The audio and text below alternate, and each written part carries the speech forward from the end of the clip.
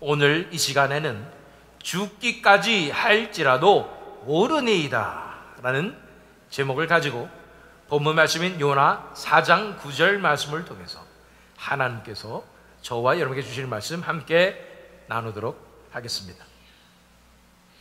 여러분, 가장 좋아하는 선지자를 한 분 뽑으라면 누구시겠습니까? 대선지자라고 부르는 이사야, 예레미야, 에스겔이 있습니다. 또 소선지자들을 기록한 사람들도 있습니다. 또 모세, 사무엘, 엘리야, 엘리사, 심지어는 세례 요한, 많은 선지자들이 있지만 제가 하나를 맞춰보도록 하겠습니다. 확실한 것이 하나 있습니다. 아마 그 누구도 요나를 선택하지 않았을 것입니다. 왜냐하면 요나는 너무도 특이한 선지자이기 때문입니다. 아무리 살펴보아도 선지자답지 않은 모습이 많습니다. 그럼에도 불구하고 바로 이 점에서 우리는 공감할 수 있습니다. 요나는 오히려 우리와 가장 닮은 선지자입니다. 요나서를 묵상하면서 우리는 우리 자신을 발견합니다. 그리고 우리 같은 사람도 어떻게 하나님께 쓰임받을 수 있는지를 보게 됩니다. 요나를 가장 잘 보여지는 구절이 있습니다. 바로 오늘 본문인 요나서 4장 9절 말씀입니다. 하나님이 요나에게 이르시되 내가 이 박농풀로 말미암아 성내는 것이 어찌 옳으냐 하시니 그가 대답하되 내가 성내어 죽기까지 할지라도 옳으니이다 하니라. 요나의 성품을 한마디로 말하면 이렇습니다. 죽기까지 할지라도 옳으니이다. 다른 표현으로 말하면 이렇습니다. 목에 칼이 들어와도 내가 옳습니다. 본문이 요나서의 끝부분에 나오는 것입니다. 즉 이 모든 사건 이후에도 요나의 성질은 여전했다는 말입니다. 요나의 문제는 처음부터 이 자아였습니다. 하나님께서는 줄곧 이 부분을 다루어 주신 것이었습니다. 1장으로 가서 1장 1절로 2절 말씀을 읽어보면 여호와의 말씀이 아미떼의 아들 요나에게 임하니라. 이르시되 너는 일어나 저 큰 성읍 니느웨로 가서 그것을 향하여 외치라. 그 악독이 내 앞에 상달되었음이니라 하시니라. 니느웨는 아수르의 수도였습니다. 아수르는 이스라엘 백성들을 괴롭힌 잔인한 민족이었습니다. 그런데 하나님께서는 그들에게 임할 심판을 선포하라고 요나에게 말씀하신 것입니다. 보통 선지자라면 어떻게 했겠습니까? 위험한 상황이었지만 순종했을 것입니다. 하나님의 섭리를, 하나님의 인도하심을 신뢰했기 때문인 것입니다. 적진 한 복판에서 심판을 선포하는 것은 목숨을 건 일이었습니다. 그러나 선지자는 목숨을 내놓고 순종합니다. 그것이 선지자의 부르심입니다. 그러나 우리 요나는 달랐습니다. 그러나 요나가 3절 말씀을 보니까 여호와의 얼굴을 피하려고 일어나 다시스로 도망하려 하여 욥바로 내려갔더니 마침 다시스로 가는 배를 만난지라 여호와의 얼굴을 피하여 그들과 함께 다시스로 가려고 배삭을 주고 배에 올랐더라. 요나는 도망갔습니다. 이것은 정말 특이한 반응이었습니다. 하나님의 말씀을 전해야 할 선지자가 도망갔습니다. 더군다나 그는 무소부재하신, 한마디로 어디나 다 계시는 하나님, 그분께 절대로 숨을 수 없는 그 하나님을 잘 아는 사람입니다. 그럼에도 불구하고 도망갔습니다. 왜 요나는 이런 선택을 했을까요? 첫 번째로 생각해 볼 수 있는 이유는 이 사명이 너무도 위험했기 때문입니다. 니느웨에서 극악무도한 백성들에게 심판을 선포하는 것은 한마디로 자살 행위와 같았습니다. 그래서 요나는 겁이 났습니다. 용감한 척 했지만 사실은 두려웠습니다. 생존 본능이 발동했을 가능성이 큽니다. 그러나 요나는 이러한 단순한 이유를 스스로 인정할 수가 없습니다. 그래서 그는 더 거룩해 보이는 이유를 내세우는 것입니다. 그 고백이 요나서 4장 2절에 나오는 것이지요. 여호와께 기도하여 이르되 여호와여 내가 고국에 있을 때에 이러하겠다고 말씀하지 아니하셨나이까? 그러므로 내가 빨리 다시스로 도망하여 싸우니 주께서는 은혜로우시며 자비로우시며 노하기를 더디하시며 인애가 크시사 뜻을 돌이켜 재앙을 내리지 아니하시는 하나님이신 줄을 내가 알았음이니이다. 요나는 한마디로 이렇게 말하는 거예요. 하나님, 저는 니느웨가 회개할까봐 도망쳤습니다. 저들이 회개하면 하나님은 반드시 용서하지 않습니까? 저는 그런 꼴을 도저히 볼 수가 없어요. 우리 민족의 원수인 이 아수르 백성이 회개하다니요. 이 니느웨가 회개하는 꼴을 저는 도저히 볼 수 없었습니다. 그래서 회개할 기회 자체를 없애겠다 생각한 거예요. 그 길이 옳다고 믿었고 그래서 저는 목숨 걸고 도망쳤습니다 라고 말하는 것입니다. 얼핏 보면 멋있어 보입니다. 정의를 지키려는 것처럼 보입니다. 자기 민족을 사랑하는 애국자처럼 보입니다. 또는 순교자 같은 자세처럼 보이는 것입니다. 그러나 성경은 말씀합니다. 이것은 자기의에 불과하다는 것입니다. 자기의에 사로잡힌 사람은 절대 타협하지 않습니다. 끝까지 내가 옳다고 말합니다. 성경의 또 다른 인물 중에 이런 자기위가 뛰어난 사람이 있었으니 바로 욥입니다. 욥기 40장 8절 말씀 읽어보면 하나님이 말씀하십니다. 네가 내 공의를 부인하려느냐? 내 의의를 세우려고 나를 악하다 하겠느냐? 욥도 자신이 옳다고 생각했습니다. 하나님이 불공평하다고 여겼습니다.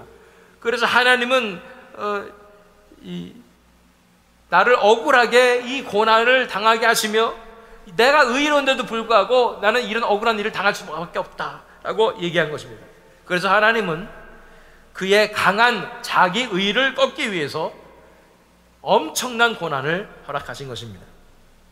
자기 의는 우리를 결코 살리지 못합니다. 오히려 그것 때문에 우리를 멸망시키는 독이 되는 것입니다. 욥은 옳다고 믿었기에 하나님과 다투었습니다. 죽음조차도 두려워하지 않았습니다. 요나도 비슷했었습니다. 도망가는 다시스로, 스페인의 도시라고 하지요. 거기로 도망가는 그 배 안에서 폭풍이 막 들이닥치고 사람들이 다 죽어가는 상황이 되자 그는 제안합니다. 나를 바다에 던지라. 하나님 앞에 나는 끝까지 굴복 안 할 거라는 얘기예요. 차라리 죽임을 당하겠다는 거예요. 나를 제물로 바쳐라 얘기하는 거예요. 겉으로 보면 숭고한 것 같습니다. 마치 민족을 위한 희생 같습니다. 그러나 실상은 자기 의에 빠진 아집이요 고집인 것입니다. 더 큰 문제는 뭐냐면 이렇게 되면 현실성이 사라진다는 거예요. 감정은 뜨겁게 불타지만 판단은 비현실적이 되는 것입니다. 그래서 요나는 바다에 던져집니다. 바다에 빠지는 순간 요나는 깨달았을 것입니다. 내가 감정에 욱해서 나는 죽을 수 있다고 생각하면서 내가 하나님을 대적하여 죽을지언정 나는 이 길을 택하리라 하면서 바닷물에 빠졌는데 생각보다 바닷물이 너무도 차갑습니다. 죽음은 생각보다 냉혹했습니다. 금세 죽는 줄 알았는데 물속에서는 숨 못 쉬는 고통이 시작됩니다. 몸은 점점 깊이 가라앉습니다. 그때 그는 자신이 숭고한 이념을 따르는 의로운 자가 아니라 단순히 나는 두려움이 많은 사람이었구나 라는 것을 깨달았을 것입니다. 내가 내 신념을 위해서 목숨을 바칠 수 있는 그런 의로운 사람이라고 생각했는데 나는 죽음이 두려운 아주 저차원적이고 1차원적인 그런 동물 같은 사람에 불과했구나 라는 것을 그제서야 깨닫는 것입니다. 그리고 마침내 하나님 앞에 간절히 부르짖었을 것입니다. 하나님 살려주세요. 하나님은 이미 큰 물고기를 예비하셨습니다. 요나 1장 17절 말씀 보면 여호와께서 이미 큰 물고기를 예비하사 요나를 삼키게 하셨으므로 요나가 밤낮 3일을 물고기 뱃속에 있으니라. 하나님은 이럼에도 불구하고 이렇게 하나님을 배신하고 차라리 내가 죽겠노라고 바다에 뛰어들겠노라고 심청이처럼 인당수에 빠지겠노라고 이렇게 들고 나서는 요나를 하나님은 버리지 않으셨습니다. 죽음을 부르짖는 요나에게 생명을 주셨습니다. 그러나 물고기 뱃속은 안락한 곳이 될 수가 없겠지요. 하나님께서 엄청난 기적을 통해서 물고기 뱃속에서도 이상하게 요나가 숨을 쉴 수 있게 하실지라도 아무리 봐도 물고기 뱃속에는 위액이 있죠. 음식을 용해하는 강한 산성입니다. 요나는 그 속에서 엄청난 고통을 당하게 되어 있습니다. 그 3일 동안 요나는 물고기 뱃속에서 자기 자아가 죽는 시간을 보냈습니다. 자신의 자존심도 무너지고 자기의 의도 무너져 내렸습니다. 그 3일 동안 물고기 뱃속에서 요나는 그야말로 자기의 모든 것이 다 죽는 것입니다. 예수님은 이 사건을 십자가의 예표로 말씀하셨습니다. 마태복음 12장 39절로 40절 말씀을 읽어보면 예수께서 대답하여 이르시되 악하고 음란한 세대가 표적을 구하나 선지자 요나의 표적밖에는 보일 표적이 없느니라. 요나가 밤낮 사흘 동안 큰 물고기 뱃속에 있었던 것 같이 인자도 밤낮 사흘 동안 땅속에 있으리라. 예수님께서 무덤에 계시는 그 3일, 스월에 내려가신 3일, 심지어는 이 영어의 사도신경 말하는 He descended into hell 이라고 얘기하는 이 지옥에까지 내려가신 그 3일의 고통을 요나는 물고기 뱃속에서 맛보게 되었습니다. 요나는 이제 진정으로 깨어졌습니다. 뱃속의 죽음을, 물고기 뱃속의 죽음을 경험하면서 요나는 비로소 진정으로 하나님 앞에 거듭나는 의심한 사람이 된 것입니다. 비로소 하나님의 선지자로 준비된 것입니다. 물고기 뱃속에서 자아가 무너진 결과 요나는 놀랍게도 성령의 도구가 됩니다. 요나 3장 4절 5절 말씀을 보면 요나가 그 성읍에 들어가서 하루 동안 다니며 외쳐 이르되 40일이 지나면 니느웨가 무너지리라 하였더니 니느웨 사람들이 하나님을 믿고 금식을 선포하고 높고 낮은 자를 막론하고 굵은 베옷을 입은지라. 요나는 단순히 이렇게 외쳤습니다. 40일이 지나면 니느웨가 무너지리라. 단 하루 동안 돌아다니면서 외쳤을 뿐입니다. 내용도 아주 간단했습니다. 그런데 놀랍게도 성령님께서 역사하셨습니다. 모든 백성이 다 회개하였습니다. 왕부터 시작해서 백성 전체가 금식하였습니다. 잔인하기로 유명한 아수리의 니느웨가 전부 회개하였습니다. 이것이 성령의 역사입니다. 요나가 대단한 메시지를 전한 것도 아닙니다. 그러나 회심한 거듭난 요나를 통해서 자아가 죽은 그를 통해서 성령님께서 강력하게 역사하신 것입니다. 그 결과 온 도시가 회개하는 부흥의 놀라운 역사가 떨어진 것입니다. 요나에게 일어난 일은 무엇입니까? 그것은 진정한 회심과 회개의 역사였습니다. 성령님께 붙잡힌 사건이었습니다. 그렇다고 모든 문제가 끝난 것은 아니었습니다. 회심은 마침표가 아닌 시작입니다. 구원의 역사가 시작될 뿐이라는 것입니다. 하나님은 요나의 깊은 문제를 여전히 다루십니다. 십자가의 과정을 통과하게 하시는 것입니다. 물고기 뱃속만 십자가가 아니었습니다. 그 이후의 삶도 다 십자가로 이어지게 되는 것입니다. 그래서 이 요나서 마지막 4장은 중요한 교훈을 줍니다. 요나는 니느웨가 회개하자 분노했습니다. 이럴 줄 알았다. 그래서 내가 도망한 것 아닌가. 그는 자기 의를 또 드러냈습니다. 자기가 도망친 것을 또 정당화하는 거예요. 그리고 4절 말씀 보니까 언제나 그렇듯 죽고 싶다는 거예요. 3절 4절 말씀 읽어보면 여호와여 원하건대 이제 내 생명을 거두어 가소서. 사는 것보다 죽는 것이 내게 나음이니이다 하니 여호와께서 이르시되 네가 성내는 것이 옳으냐 하시니라. 자기 벌은 못 주고 이 카드 또 꺼내는 거예요. 나 죽어버리겠다고. 죽는 게 낫겠다고. 죽음이 이렇게 간단합니까? 어떻게 이렇게 요나는 변한 것이 하나도 없이 물고기 뱃속에 들어갔다 나와도 변한 것이 없어요. 또 죽음의 카드를 꺼내면서 죽겠다는 거예요. 그러자 하나님께서는 박넝쿨을 예비하십니다. 뜨거운 햇빛을 가려 주셨습니다. 그런데 또 갑자기 박넝쿨을 거두셨습니다. 요나는 괴로워하며 또다시 뭐라고 하냐면 또다시 죽기를 구합니다. 8절 말씀에 해가 뜰 때에 하나님이 뜨거운 동풍을 예비하셨고 해는 요나의 머리에 쪼임에 요나가 혼미하여 스스로 죽기를 구하여 이르되 사는 것보다 죽는 것이 내게 나으니이다 하니라. 그래서 본문 말씀 9절에서 하나님이 요나에게 이르시되 네가 이 박넝쿨로 말미암아 성내는 것이 어찌 옳으냐 하시니 그가 대답하되 내가 성내어 죽기까지 할지라도 옳으니이다 하니라. 다 죽은 줄 알았던 자아가 또다시 드러납니다. 물고기 뱃속에서 포기한 줄 알았는데 다시 살아나는 것입니다. 내 목에 칼이 들어와도 내가 옳습니다. 이 말은 요나의 끊임없는 고집입니다.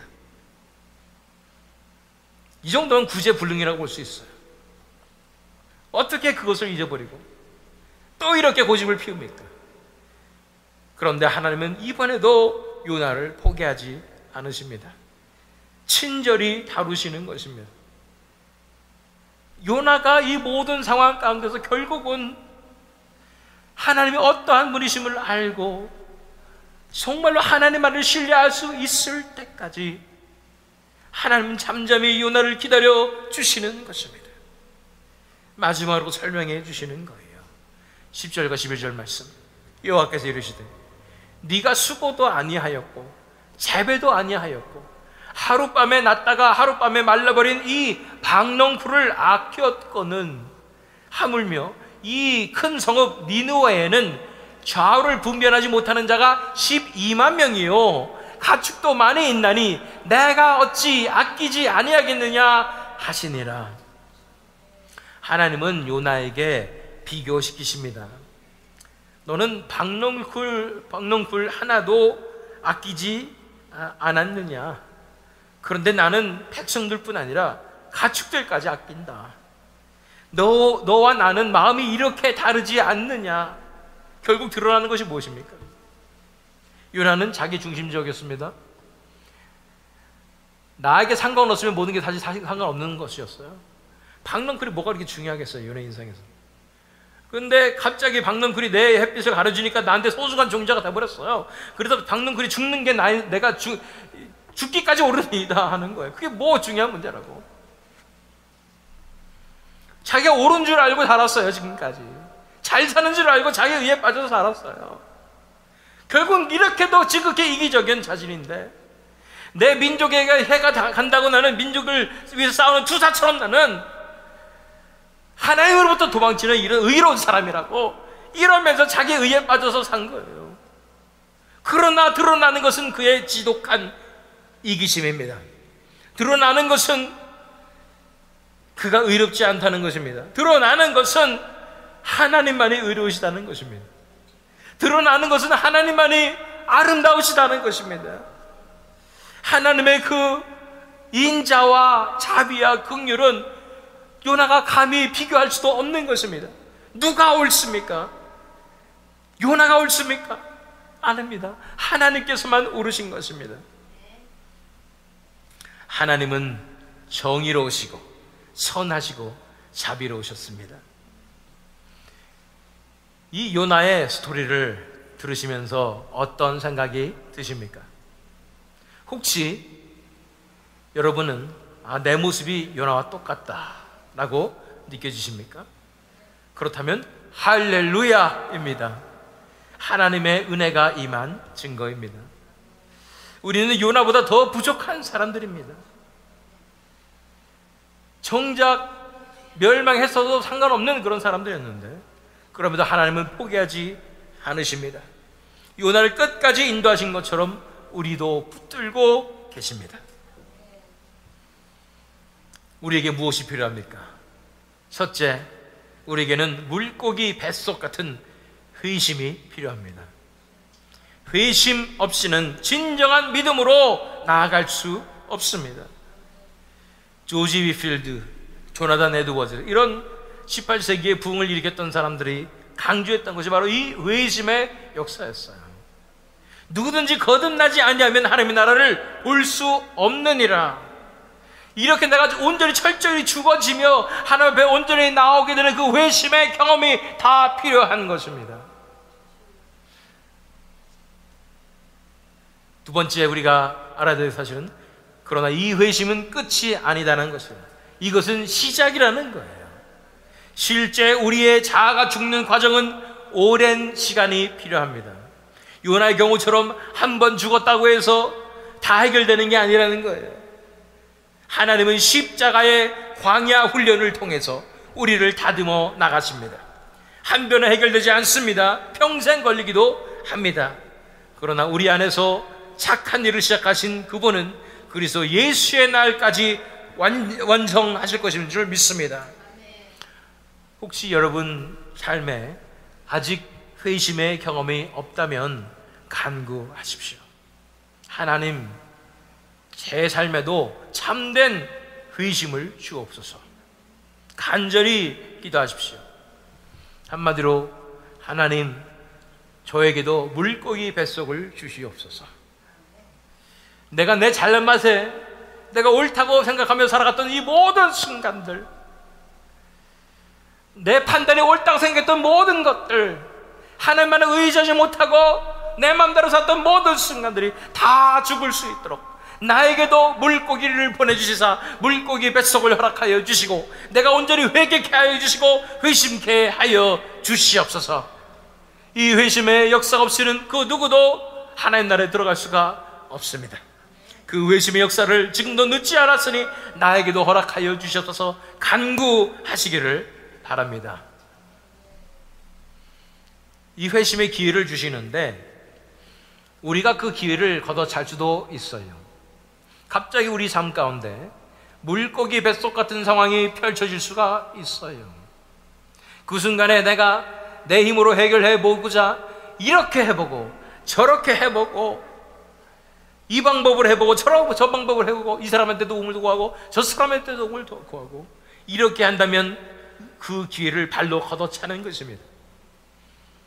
내 삶 속에 하나님께서 물고기 뱃속을 허락하셨을 때 하나님께서 드디어 나를 부르시는구나. 하나님 앞에 온전히 엎드려져서 간구하며 하나님 나를 살려주시옵소서. 나의 자아와 고집과 자존심과 자기 의가 다 깨어지는 그 회심의 역사를 나에게 허락하여 주시고 이제 전적으로 말로만 아니고 전적으로 실제적으로 하나님 한 분만 신뢰하며 그분께 인생을 내어드리는 그 삶으로 나를 인도하여 주시옵소서. 하나님 앞에 간구하실 때 하나님께서 여러분에게도 그 놀라운 회심의 역사를, 말로만 듣던 그 회심의 역사를 실제로 경험하게 하여 주실 줄 믿습니다. 어떤 분들은 이미 회심하신 줄 알지만 여전히 자아의 문제로 괴롭습니까? 그렇다면 낙심하지 마십시오.